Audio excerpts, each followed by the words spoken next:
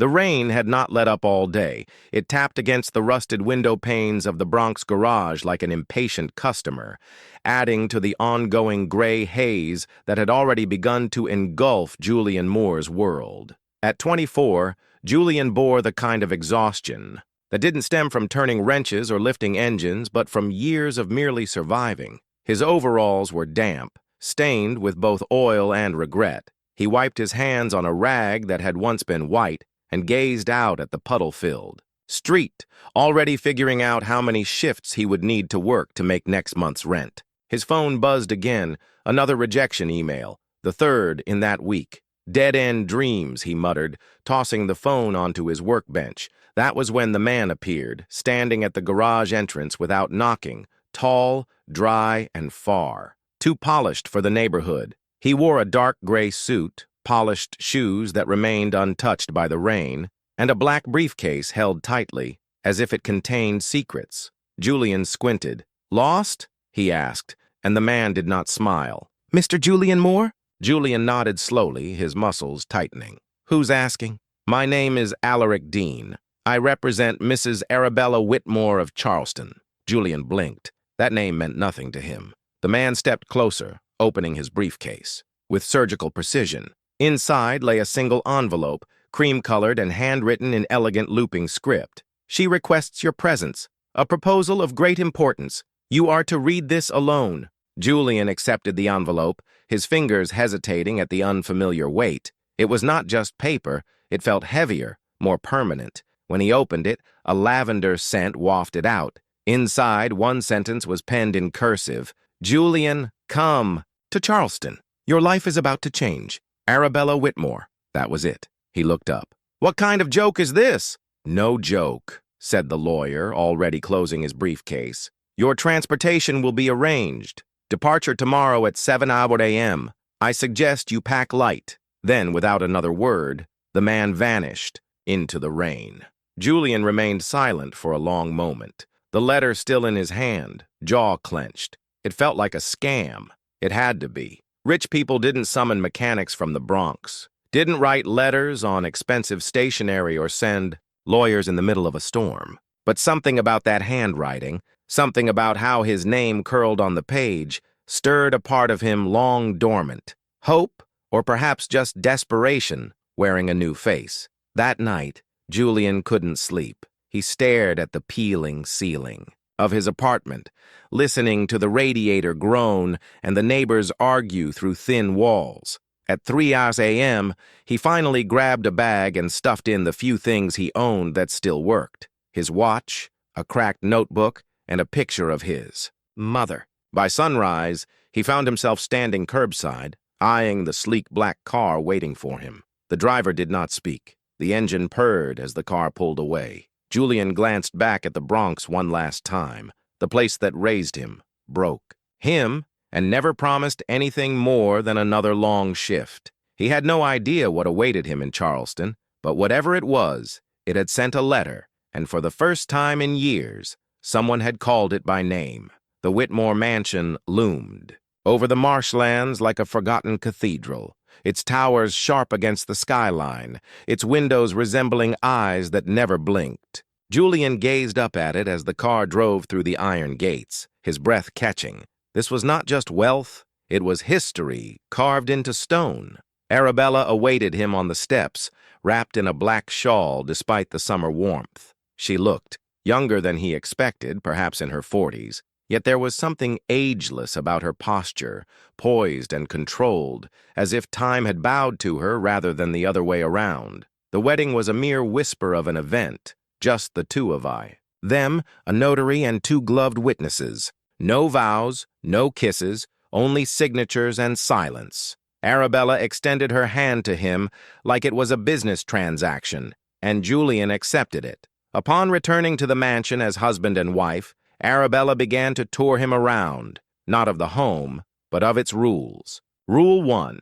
Meals are served at 8 a.m., 1 p.m., and 7 p.m., without exceptions. Rule 2. Do not enter her wing of the house without permission. Rule 3. The glass room in the attic is permanently off limits. She stopped at the bottom of the main staircase, her gaze steady. "Especially the attic," she said. "Do you understand, Julian?" He nodded, uneasy. "What's in there?" Arabella smiled faintly. "Memories, and some memories are best kept locked away." That night, Julian explored his new home alone. The house creaked like it was breathing with every settling step he took. Portraits of grim-faced ancestors lined the halls, their painted eyes following him. Each door felt heavy, each room thick, with dust and perfume. His bedroom was larger than his entire apartment back in the Bronx, yet it felt colder, quieter, as though the air itself had weight. He tried the television, but all he got was static. The house boasted no Wi-Fi, no cell reception, no clocks. Only a massive grandfather clock in the foyer that chimed once and then fell silent. Days passed in ritual. Meals delivered by silent staff who never made eye contact. Arabella disappearing. For hours on end, always returning from upstairs, always calm, always composed. Her fingers often bore smudges of something. Paint, dust, ink. Julian grew restless. He spent time in the library, where books dated back centuries, and wandered the gardens, where roses were trimmed with nearly surgical precision. Yet he always avoided the attic. But curiosity blossomed in silence. One evening, Julian noticed Arabella's shadow slipping upstairs after dinner. The air had turned colder. He waited an hour, then two, still no sign of her. He crept out of his room barefoot, and the halls groaned beneath him as he climbed the central staircase, passing the second floor, then the third. The attic door stood at the end of a narrow hallway, nearly invisible, but the glass window embedded. In it shimmered faintly. He drew closer. Something inside pulsed with light. He reached for the knob, his heart pounding, but then he paused as a faint sound reached him, a woman's voice humming softly and low, almost mournful, seeping through. The cracks of the door like smoke. Julian backed away, his heart hammering. He didn't open the door. He ran back to his room. He stared at the ceiling, wide-eyed and awake. He had tasted wealth but was now wrapped in shadows, married to a woman without ever touching her soul. He lived in a palace but felt more like a prisoner. And every night the attic beckoned him quietly, patiently, as if it knew he would return eventually. Julian waited until midnight. The mansion had grown still, no footsteps, no humming. Not even the wind dared to whisper through its cracks. Arabella hadn't come down after dinner. She hadn't even touched her wine, only smiled that knowing smile and said, "Some nights speak louder than others." Now, barefoot with his heartbeat echoing in his ears, Julian ascended the stairs again, carrying merely a small flashlight and a silent promise. Just once, I'll look just once. The attic door felt heavier than he recalled, and the knob was cold, almost damp. He turned it slowly, expecting it to creak, but it opened silently, as if welcoming him inside. The air was thick and stale, reminiscent of a tomb. His flashlight swept across old trunks, dusty bookshelves, and dozens of mirrors, but it wasn't his own reflection that stared back from them. It was him at different ages. Julian as a boy, Julian in his teenage years, Julian as he appeared last year with the same scar above his brow. He stumbled back, nearly dropping the light. What is this? At a pedestal in the center of the room sat a thick, leather-bound journal. It bore a gold-edged crest he now recognized from Arabella's jewelry, an ornate W. Hands trembling, he opened it, and page after page showed his birth certificate, a lock of his baby hair, and photos he had never seen before, Julian on his 6th birthday, Julian's first job, the apartment he had rented last year, receipts from places he barely remembered. It was his life, every moment tracked, recorded, scrutinized. On the final page, dated only days before the proposal, was a chilling line. Subject, Julian Moore, confirmed last living descendant of the Whitmore bloodline. Physical vessel appears viable. Wedding scheduled. Transition must occur before equinox. He froze. Vessel transition? Suddenly everything made sense. The urgency of the marriage, the silence in the mansion, the absence of clocks, the humming, the attic. His entire existence had been leading to this moment. He wasn't Arabella's husband. He was her heirloom, her future, her host. A sharp pain blossomed behind his eyes. He gripped the desk for support, and the mirrors around him began to shimmer. His reflection smiled back even when he did not. Panic clawed at his throat. He slammed the journal shut and turned to flee, only to find Arabella standing at the doorway. No shawl, no jewelry, just wide, dark eyes. "I told you not to come here," she whispered, her voice low and brittle. Julian backed away, shaking his head. "What are you doing to me? What the hell is this?" Arabella stepped forward. "You are the last. The blood must endure.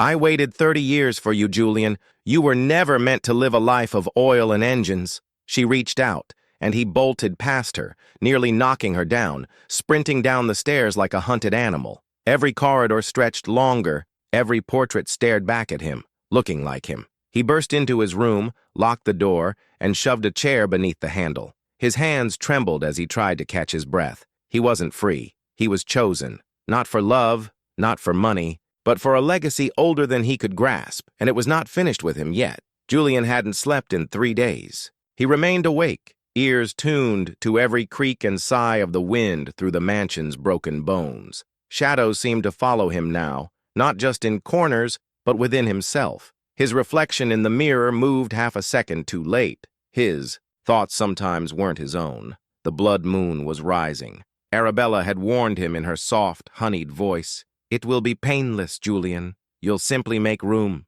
She had kissed his forehead like a mother to a dying child. Now, in the grand hall of the mansion, the ritual was underway. Antique mirrors, tall, gold-framed monoliths, were arranged in a circle, each bearing not his image but variations of him. Julian as a child, Julian as an old man, Julian with eyes that glowed faintly red. He stood barefoot at the center, marked in chalk symbols. Arabella circled him in her flowing black gown, chanting in a language that clawed at his mind. Her hands never touched him, but he felt her pull, something loosening inside him. His legs shook, his vision blurred. He heard his mother's voice, then his own from years ago, then Arabella's voice inside him. "Let go, Julian. You were never meant to carry the past. Let it carry you." For a moment he almost did, but then he saw it, the ancestral mirror, taller than the rest, rimmed with bone-white etchings, pulsing faintly red under the moonlight filtering through the stained glass.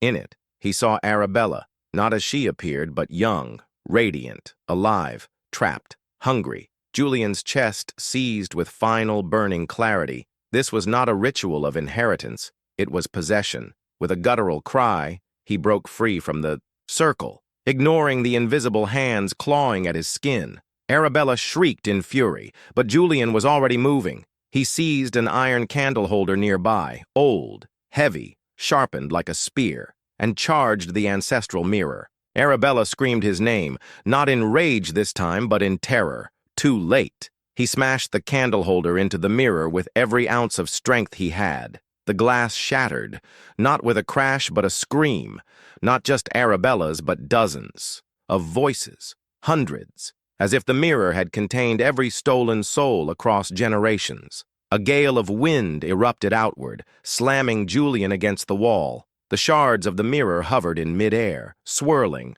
while Arabella's body convulsed, her mouth opening in a silent scream as her limbs turned to smoke. Her essence, her spirit, was pulled into the vortex of broken glass. "No, no, Julian, you belong to me." But all Julian could do was watch, stunned, as Arabella's body disintegrated, dress first, then skin, then bones, until nothing remained but a whisper in the wind and a pile of ash within the chalk circle. The mirror shards fell silent, still. It was over. Julian dropped to his knees, trembling, breath ragged. He was alone, but something deeper told him he always had been. Perhaps, for the first time in his life, he was finally free. Portland was colder than Julian remembered. The air was damp, heavy with pine and salt. He rented a small craftsman house on the city's outskirts, surrounded by fog-drenched trees, quiet, secluded, just what he needed. At least, that was what he told himself.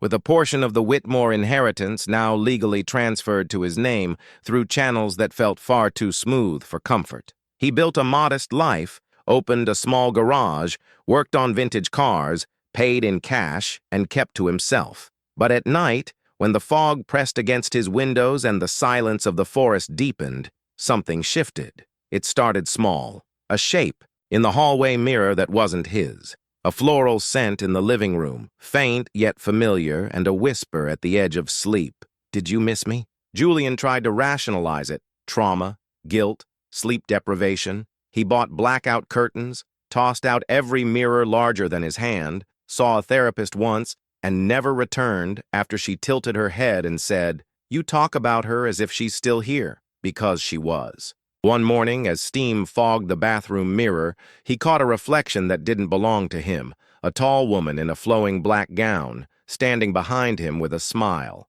His breath caught in his throat as he spun around. Nothing but the "oh" scent lingered. From that day forward, he began questioning reality. He avoided mirrors altogether, brushing his teeth while staring at the wall. He unplugged his TV after it flickered to life on its own one night, playing an old Charleston broadcast from 1963 featuring Arabella smiling at the camera. Sometimes, when he worked under a car, he'd hear footsteps in the garage, soft, barefoot, too slow to be real. Customers occasionally commented, "You got someone helping you? I thought I saw a lady inside, real tall, old-fashioned dress." Julian stopped sleeping. Caffeine and silence became his companions. And with every sleepless night, one truth echoed louder than the rest. He hadn't destroyed her. He had only freed her. The ancestral mirror had shattered. But what if that had served as a doorway, rather than a tomb? One rainy night, he stood barefoot on his back porch, staring into the fog-wrapped woods. The wind whispered through the trees like a voice just out of reach. He didn't speak, but found his lips moving anyway. "What do you want?" And from somewhere deep within himself, a whisper replied, "You, Julian. I always wanted you." His legs trembled. He turned slowly, and for an instant, just a brief one, he swore she was there in the kitchen, one pale hand resting gently on the counter, watching. He blinked, but she was gone. Yet he knew what he had seen. Now every breath of fog that crept, under his door, every glint of silver, every chill up his spine filled him with fear. It wasn't over. It would never be over. Arabella Whitmore had left the mansion behind and followed him home.